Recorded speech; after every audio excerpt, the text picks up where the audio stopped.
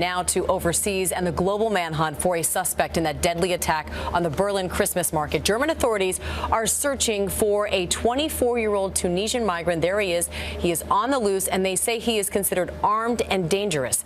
ABC's Matt Gutman has been covering the very latest developments from Berlin. Good morning, Matt.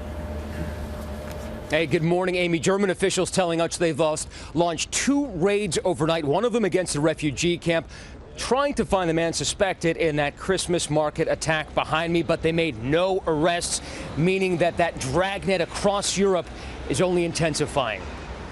This morning, German police in tactical gear launching a series of raids, scrambling to find this man, putting out this Europe-wide APB for 24-year-old Ani Amri from Tunisia.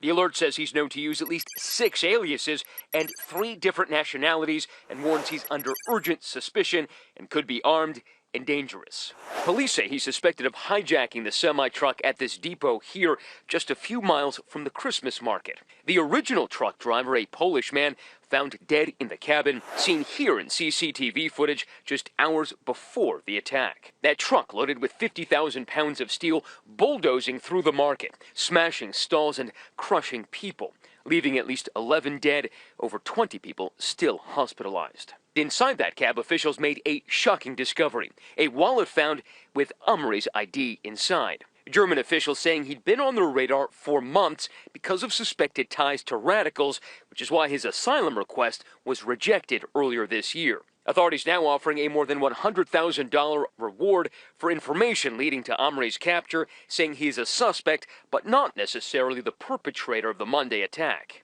ISIS is claiming responsibility for the carnage after sending out recent messages calling for supporters to use trucks to attack public gatherings. This morning, after a breakneck effort to patch it up, the Christmas market is back open.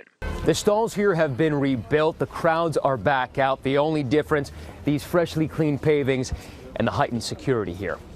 But Germans still fearful. Is this a new normal for Germany? I hope not. But it might be. Now we're learning that 2 Americans were among the wounded, and this is only going to increase the outrage about how Germany let this man out of their grasp. He had been under surveillance for months, but for some reason that was called off in September. He was last mentioned in intelligence bulletins in November. Amy. And in fact, Matt, Germany actually tried to deport this man this past summer, but that didn't happen. Why? That's right. They tried to deport him back in June, but they couldn't because he didn't have the right papers. So they allowed him to stay here in Berlin, and those papers finally allowing his deportation arrived yesterday.